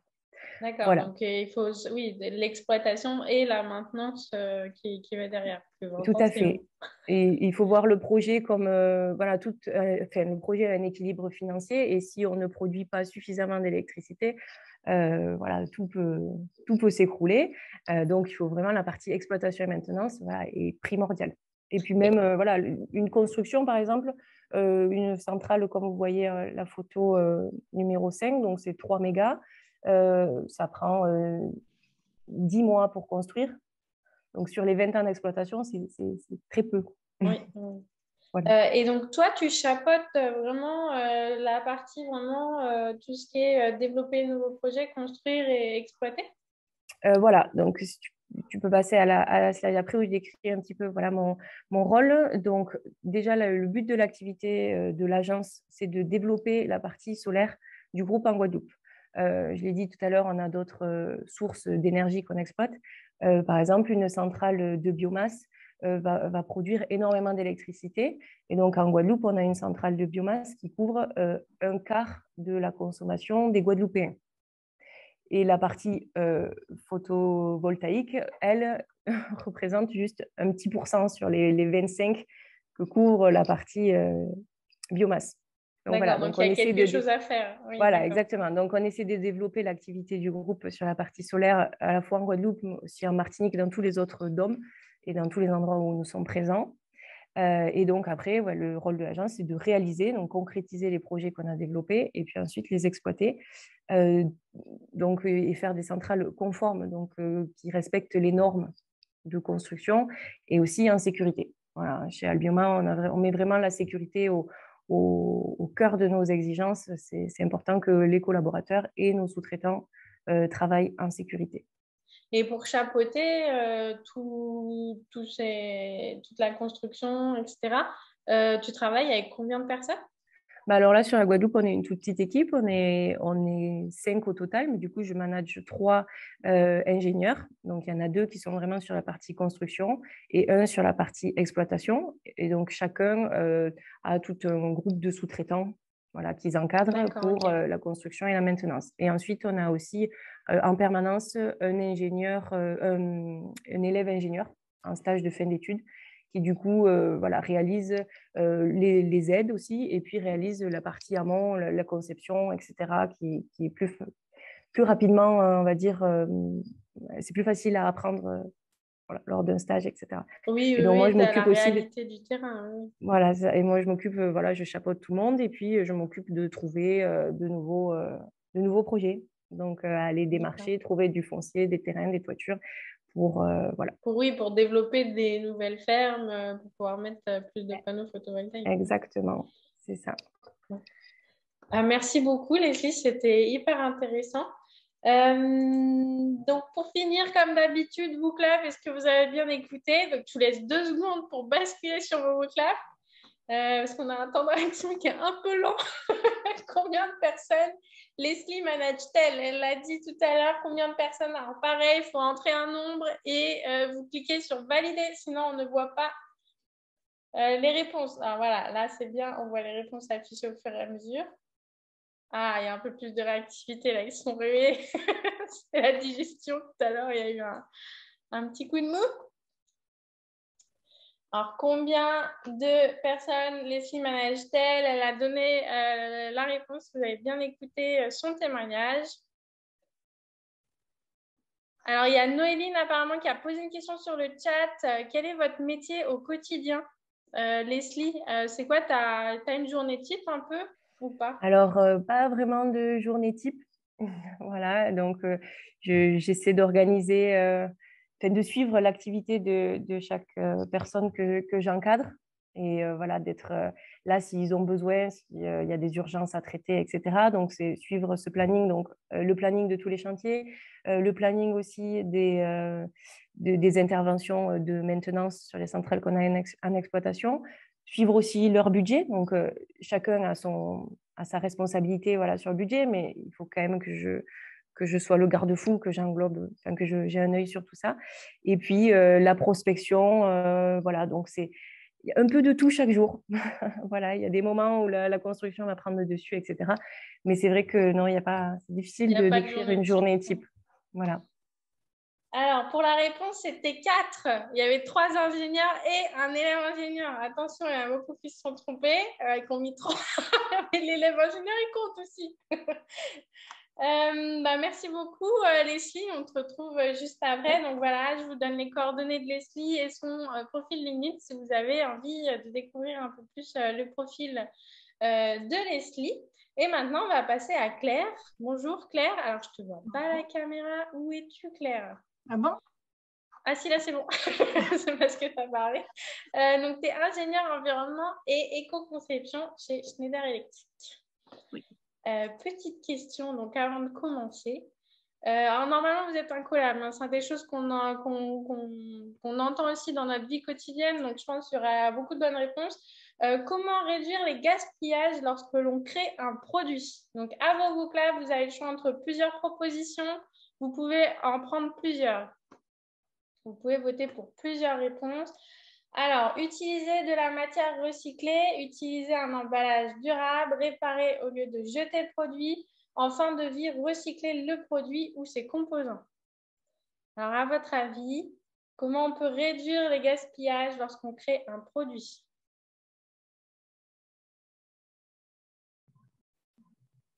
Il y a quand même une bonne majorité qui dit les 4 réponses.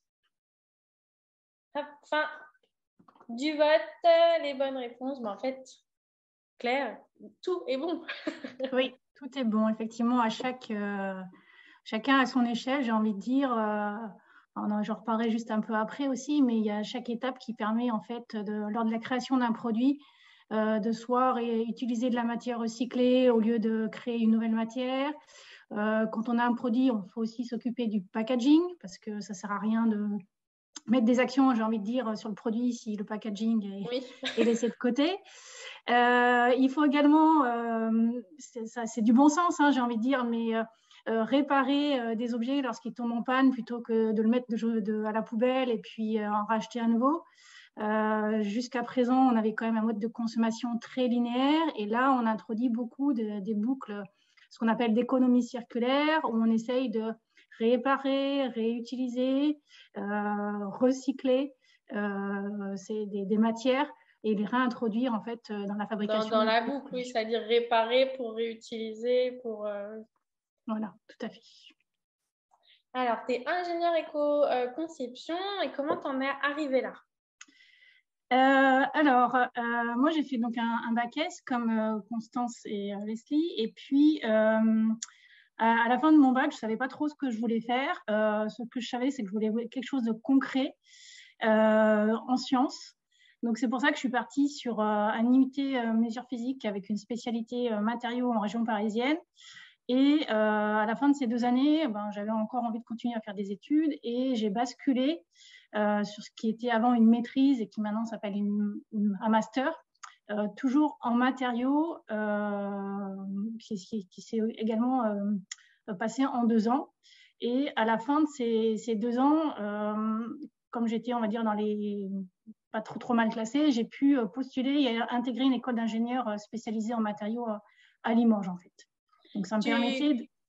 Pourquoi les matériaux? C'est ça, une appétence pour quelque chose de malléable Non, je ne sais pas trop. Avec l'IUT en mesure physique, après, il y avait une orientation un peu matériaux, une autre un peu TI, je crois. Et je préférais matériaux. Je crois que c'était technique instrumentalisation, si je ne dis pas de bêtises. D'accord, donc plus les instruments et toi, tu as choisi plus les matériaux. Oui, voilà. Et parce que, en fait, les matériaux, c'est un domaine super vague. Ça va aussi bien des plastiques, des métaux, mais tout ce qui est composants électroniques, traitement de surface. Donc, je trouvais ça intéressant, en fait. Donc, c'est en DUT, en fait, que tu as découvert peut-être cette appétence. Oui, tout à fait, oui. Et donc, juste après ton école d'ingénieur, tu as réussi à trouver du travail rapidement? En fait, j'ai eu la chance, on va dire, j'étais en stage chez Matra sur des sujets de composants électroniques à qualifier, valider. Et donc, j'ai pu continuer chez eux pendant quelques temps en CDD.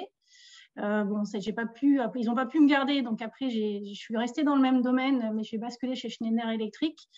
Pareil, dans la spécialité composants électroniques pour soit qualifier des nouveaux composants qui allaient être introduits dans les produits, ou alors déterminer pourquoi il y a certains produits qui étaient tombés en panne, en fait. D'accord. Quand tu dis qualifier, c'est savoir comment ils réagissaient, c'est ça? Alors, c'est savoir si d'un point de vue composition, structure, est-ce la qualité de fabrication est bonne déjà? Est-ce que ça correspond au cahier des charges? Après, il y avait également des tests sur les produits. Quand on fait des tests de vieillissement, des tests de choc, comment le composant, comment le produit réagit. Ça, c'est le deuxième truc. Oui, voilà. Et donc, et après, en interne, donc ça, j'ai fait ça jusqu'en 2011. Et en 2011, j'ai eu une opportunité en interne de basculer, on va dire, une autre proposition de poste plus axée environnement. Et donc là, j'ai trouvé ça super intéressant. Donc là, à cette époque-là, c'était vraiment basé sur des réglementations des réglementations sur l'utilisation de substances dans les produits, en fait. D'accord. Donc, c'est des réglementations qui sont appliquées sur tout type de produits, aussi bien sur les téléphones portables que sur nos produits à nous qui servent pour la gestion de l'énergie. Donc, par exemple, tu peux nous donner des petits exemples de ce que vous faites chez Schneider Electric, comme des disjoncteurs, c'est ça? Des choses comme ça? Oui, des disjoncteurs, des interrupteurs, oui, différents outils. Tout à l'heure, Laure, elle parlait d'une fonction sur la gestion de flux. Oui, économe de flux. Voilà, économe de flux. Je pense que certains de nos appareils sont utilisés dans ce cadre-là, en fait. D'accord. Ah oui, pour pas… pour piloter, j'ai envie de dire, la consommation, pour déjà aussi également anticiper certaines étapes de maintenance, pour prolonger la durée de vie des produits et éviter de les changer pour rien, alors qu'ils n'ont presque pas fonctionné sur leur durée de vie. Donc voilà. Et ensuite, j'ai eu l'opportunité je suis partie à Montréal, toujours chez Schneider, où j'ai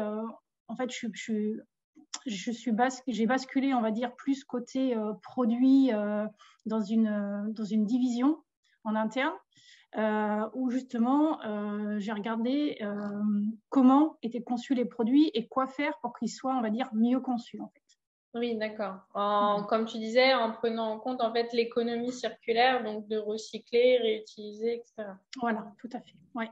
Donc en fait, tu as découvert un peu d'un métier lié à l'environnement. C'est fait assez tardivement dans ta carrière. Tardivement. Oui, tout à fait. j'ai pas eu de formation dédiée à l'environnement, mais ça s'est fait en interne avec des formations spécifiques sur des sujets très précis. C'est aussi pour ça que la formation, elle doit être faite, j'ai envie de dire, tout au long de la carrière. Pas seulement quand on est collégien, étudiant ou lycéen. C'est quelque chose qui est super important de continuer après, quoi, parce que déjà c'est enrichissant et puis ça permet d'évoluer, quoi. Donc, et de passer d'un métier à un autre, comme disait Laure tout à l'heure, on n'est pas focalisé sur un métier type qui est axé justement sur notre formation initiale. Et ça, justement, en plus, ça c'est quelque chose que alors, à Montréal, notamment au Canada, ils sont très, très ouverts sur les personnes qui veulent travailler dans des domaines pour lesquels ils n'ont pas forcément de diplôme. Ils laissent la chance aux gens de faire leurs preuves, en fait. D'accord, de continuer à apprendre, de continuer pour changer un peu. Voilà. Donc, c'est super important, j'ai envie de dire, de se faire confiance et d'aller vers ce qui nous plaît, quoi. Alors, tu vas nous en dire un peu plus, oui, donc reprendre un peu peut-être ce terme, c'est ça, d'économie circulaire, sur toutes les étapes un peu de production d'un produit, de création d'un produit. Oui.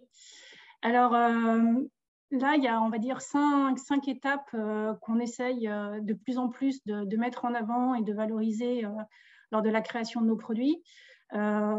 Pour que, d'une part, toutes les personnes qui créent ces produits aient acquis et soient sensibilisées aux bonnes pratiques, qu'on construise des produits qui puissent avoir une durée de vie la plus longue possible, mais ensuite qui puissent être réparés facilement, réutilisables facilement. Donc, il y a différents aspects qui doivent être pris dès le début, en fait. Dans l'exemple 2, par exemple, on a un interrupteur qui a été fait à partir de déchets de filets de pêche pour la partie plastique. Donc ça, c'est quelque chose d'assez récent, mais qu'on va essayer d'intégrer de plus en plus. D'accord, donc c'est totalement fait en matière recyclée, de plastique recyclé. Alors, en grande partie, je ne saurais pas te dire précisément le contenu, mais oui, en grande partie, c'est le cas, quoi. Donc, c'est quelque chose qu'on essaye d'introduire de plus en plus, d'avoir des matières plastiques avec du recyclé, au minimum 20%, dans la plupart de nos produits. Donc, ça, c'est une tendance, c'est une grande tendance du moment. On a également des actions sur l'emballage pour qu'il soit durable, pour limiter, on va dire, les déchets, avoir des cartons recyclés, éviter l'utilisation, par exemple, de plastique. Oui. Qui est difficilement recyclable par rapport au carton, par exemple. Oui, et puis souvent qui est utilisé à usage unique, en fait. Oui. Donc, du coup, c'est utilisé, c'est jeté, et il n'y a aucune plus-value, quoi. Oui. Et enfin, ce que je disais tout à l'heure, le point 4, on cherche à accroître de plus en plus la durée de vie de nos produits. Donc, les réparer, anticiper les maintenances.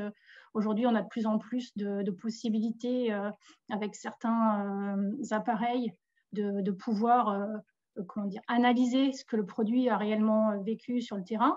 Est-ce qu'il est en bon état ou pas? Et est-ce qu'il y a quelque chose à réparer? Et pour pouvoir le conserver encore plus longtemps, sachant qu'en moyenne, nos produits ont une durée de vie entre 10 et 20 ans, donc ce n'est pas non plus c'est pas des produits de consommation, de grande consommation. Voilà.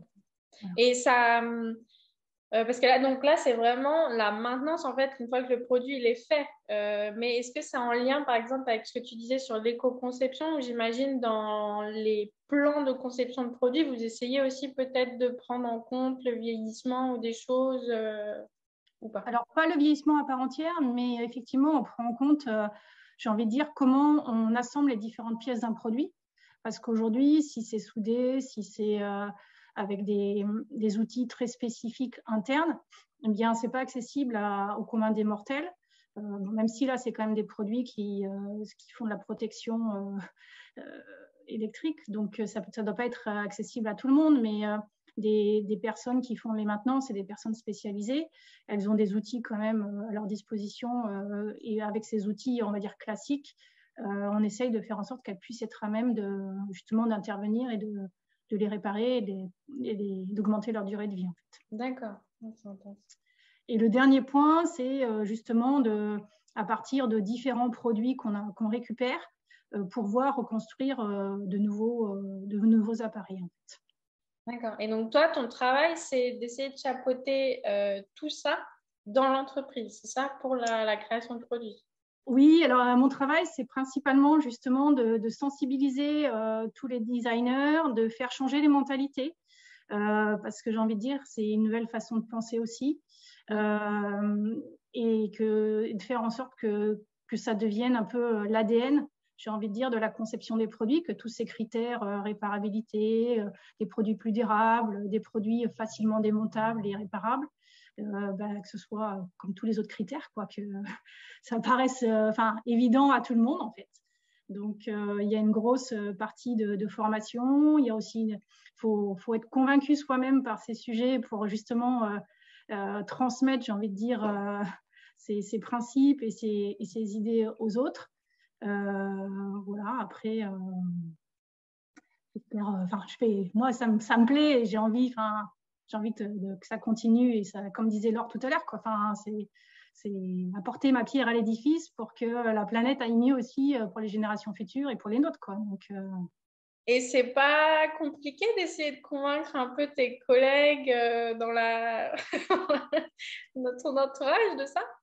Si, c'est très compliqué, même les managers, j'ai envie de dire. Je me bats un peu tous les jours. Alors après, il y a des jours où c'est plus facile que d'autres, mais oui, mais pour autant, c'est pas grave. Je garde ma direction et puis voilà, petit à petit, j'embarque des gens avec moi et on va y arriver, quoi. Mais, ouais, essayer de changer les habitudes des gens, on touche à des choses un peu compliquées. Ouais. Oui. Mais... Et donc, tu as une journée type un peu? Comment ça fonctionne? Je fais des réunions avec tout le monde? Je fais des formations en interne? Ou comment ça fonctionne? J'ai pas trop de journée type, à part, j'ai envie de dire, le café du matin où on se retrouve un peu pour échanger aussi bien sur les problématiques que sur les sujets perso. Donc ça, je trouve que c'est assez important parce que finalement, c'est un moment informel, mais où il se passe beaucoup de choses. Et puis après, ça dépend des urgences aussi. Je suis aussi en lien avec, quelquefois, je reçois pas mal de demandes clients, donc là, c'est quand même la priorité numéro 1. Et puis ensuite, comme tu disais, c'est de la formation, des réunions pour justement les projets qui sont en cours de déploiement, voir où on en est, qu'est-ce qu'il faut pousser, comment avancer. C'est... Et quand tu parles de demande client, c'est des clients qui viennent avec des cahiers de charges, c'est ça? Ou avec des objectifs à atteindre, par exemple, de temps de matière recyclée ou autre? Alors, ce n'est pas tout à fait dans cet aspect-là, mais ça serait bien qu'on ait ce genre de demande. Ça montrerait encore plus qu'on a besoin de travailler sur ces sujets-là. C'est plus des clients qui ont acheté certains de nos produits, qui ont des questions techniques, savoir si ça répond à certaines normes, certains besoins, certains axes précis, en fait. D'accord. Merci beaucoup, Claire. C'était très clair et c'était très intéressant. C'est un métier. Est-ce que c'est un métier en tension? C'est un nouveau métier ou pas? Oui, quand même. Ça vient d'émerger. Oui, c'est quand même un nouveau métier. Alors, c'est en tension par rapport aux difficultés de changement, j'ai envie, d'état d'esprit et de déploiement sur le terrain. Voilà, mais je pense que c'est quand même aussi un métier d'avenir et il y a beaucoup de choses à faire. Donc, clairement... il y a du boulot. Si certains d'entre nous écoutent et que ça qui sont motivés, n'hésitez pas, il y a de quoi faire. Il y a de quoi faire, il y a du boulot. Merci beaucoup, Claire. Alors, une question WooClap, vous avez l'habitude, je vous laisse vous connecter à vos WooClap. Le lien est toujours dans le chat pour ceux qui l'auraient perdu. Quelle est la principale... non, pardon, c'est pas celle-là. Le plus gros défi, j'ai oublié d'enlever. Quel est le plus gros défi pour un ingénieur en éco-conception? Donc, comme Claire, c'est quoi son plus gros défi? Donc, vous avez le choix entre plusieurs réponses. Travailler en équipe, se tenir informé sur le processus de création d'un produit, former les employés sur les bonnes pratiques. Alors, Claire en a parlé. Quel est le plus gros défi pour un ingénieur en éco-conception? Vous avez le choix entre plusieurs réponses. Il vous reste une dizaine de secondes pour voter.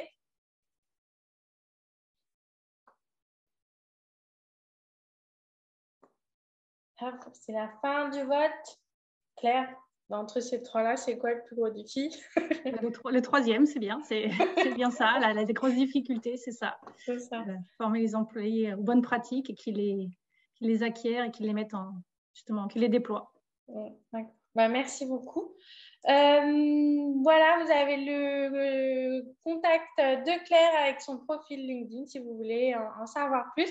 Et on va passer au temps de questions-réponses. Donc, n'hésitez pas à poser vos questions dans le chat. C'est le moment si vous avez des questions pour nos 4 intervenantes du jour.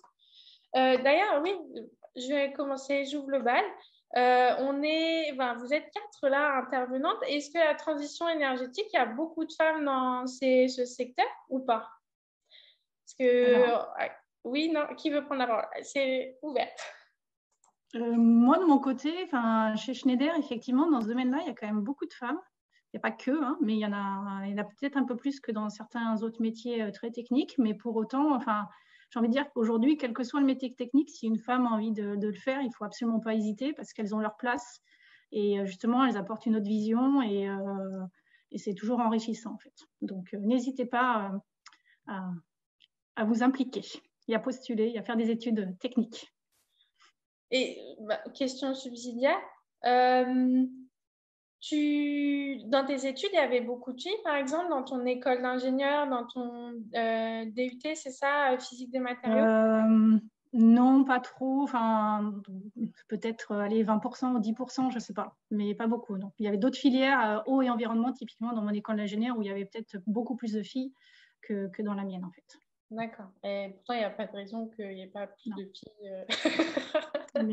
Nous sommes d'accord. Leslie, toi, il y a beaucoup à Albioma, donc dans l'équipe dans laquelle tu es en Guadeloupe, vous n'êtes que 4. 5, pardon, 5. Il y a beaucoup de filles dans les 5 ou pas? Du coup, 2 filles, 3 garçons, voilà. Mais après, sinon, ça dépend aussi de la volonté de l'entreprise dans laquelle on travaille. Enfin, je sais que voilà, nous, on essaie vraiment de faire venir un maximum de femmes, enfin, avoir une égalité pour avoir un travail plus équilibré. Enfin, c'est important dans une équipe d'avoir les deux.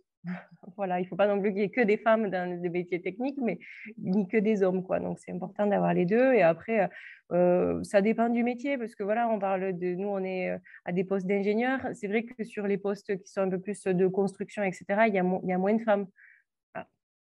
Ça dépend aussi peut-être du métier, plus que du domaine, peut-être.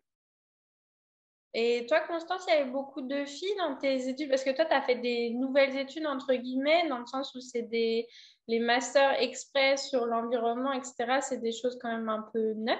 Il y avait beaucoup de filles ou pas avec toi? Oui, il y avait clairement plus de filles que dans mon école d'ingé. Ah oui, d'accord. On était plus de 20%, je pense aussi. Et après, mon master était très international, donc il y avait pas mal de personnes qui avaient déjà tous un diplôme et qui voulaient refaire un peu plus d'études. Donc, il y avait pas mal de filles, on devait peut-être 40%. Et dans mon métier, en effet, c'est vrai quand même que techniquement, pendant ma thèse, clairement, je n'ai pas rencontré beaucoup de filles. Mais ce n'était pas très grave, ça ne m'a jamais posé aucun problème. Et là, il y a pas mal de filles dans mon équipe. Donc, je pense que c'est vraiment important d'avoir un équilibre. Et moi, je fais un métier très technique. Je fais des codes, du numérique. Du numérique, c'est ce que j'allais dire. Dans le numérique, on sait que... je pense qu'il y a quand même de plus en plus de filles. Il ne faut pas hésiter à y aller. Il n'y a pas de problème. Une fille peut très bien faire le même métier qu'un même si c'est ridicule de le dire. Oui, il n'y a pas de raison. Je fais du code. Mais bon, je ne fais pas que ça, mais il n'y a pas de souci. On peut faire tout ce qu'on veut.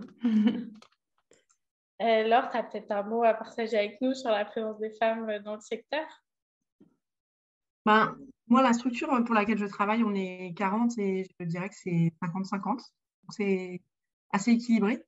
Après, moi aussi, j'ai un profil ingénieur et dans mon école d'ingénieur, on avait peut-être un tiers de filles, ce qui est un petit peu plus que ce qui a été évoqué par Constance et Claire. J'ai aussi fait un master où là, on était aussi environnement et on était beaucoup plus de filles. Donc, effectivement, je pense que tout ce qui est environnement et transition écologique, ça attire les femmes. Donc, voilà. on est l'avenir. Et puis après, là, à l'ASDER, donc sur la partie centre de formation de l'ASDER, donc on forme au métier du bâtiment. Et là, non, clairement, il y a plus d'hommes. Mais ça change. Et même sur des formations pour des profils qui vont faire du chantier, notamment, on a une formation de chef d'équipe en performance énergétique du bâtiment. Donc, c'est un niveau bac et c'est des gens qui vont vraiment faire de la mise en œuvre. Et ben, on avait un bon tiers de filles sur la dernière promotion. Donc, c'est assez nouveau. Donc, même sur les métiers de chantier, maintenant, les filles osent se lancer. D'accord.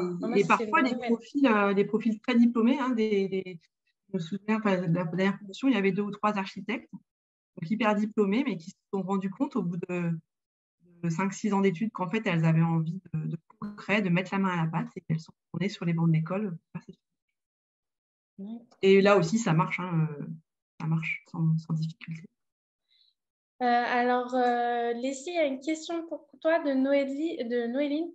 Est-ce que tu fais de la recherche scientifique dans ton métier quand tu parles des nouveaux projets? Est-ce que c'est un peu de la recherche et développement ou pas du tout? Alors, non, mais après, moi personnellement, non, mais ensuite, on a des personnes plutôt sur le groupe au siège qui travaillent, oui, il y a un pôle R&D, donc vraiment axé sur cette partie recherche et développement. Après, bien sûr, c'est très important, je pense, dans n'importe quel métier, il faut se tenir informé quand même de ce qui se passe, faire une petite veille technologique, mais c'est plus pour entretenir sa culture générale et puis voir ce qui se passe dans notre métier, mais c'est pas mon boulot premier. Alors, il y a Marie-Agnès qui pose la question, quelle école d'ingénieur faire ou quelles études faire? Il y a peut-être des masters, choisir pour faire justement un métier dans l'environnement, etc. Qui veut prendre la parole? Peut-être Laure, Après, l'environnement, c'est pas un métier, c'est des métiers, on l'a vu tout à l'heure. Donc, il y a des filières plutôt énergétiques, si on est attiré par l'énergie. Il y a des filières dans l'eau aussi, qui vont aller sur la gestion de l'eau.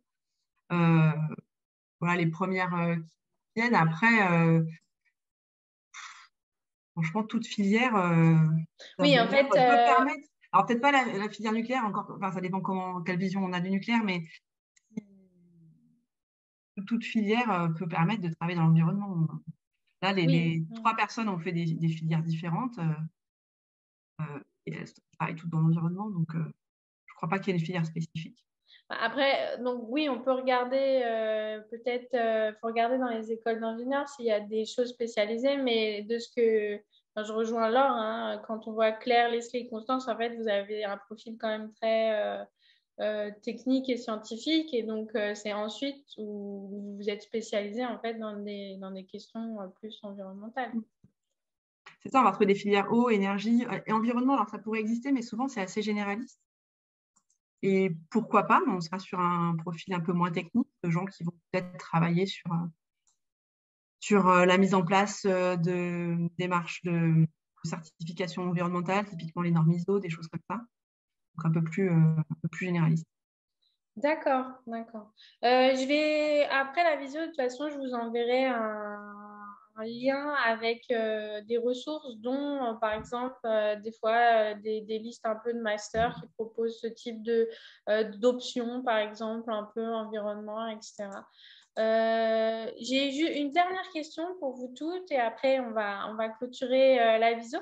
Est-ce que vous aviez un rôle modèle quand vous étiez plus jeune ou pas, Claire? Non, pourquoi t'es dirigée vers les sciences? Est-ce qu'il y a quelqu'un qui a joué quelque chose dans ton orientation ou pas?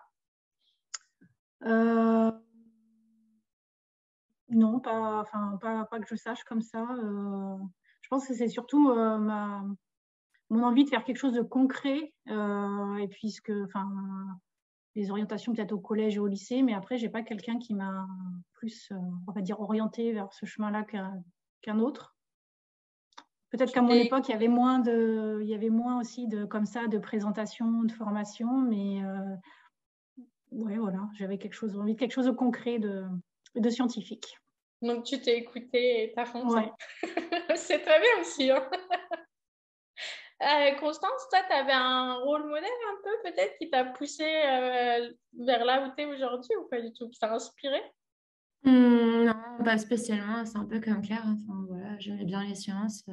Je voulais savoir comment les choses fonctionnaient. Après, peut-être que si, enfin, j'aime beaucoup la mer.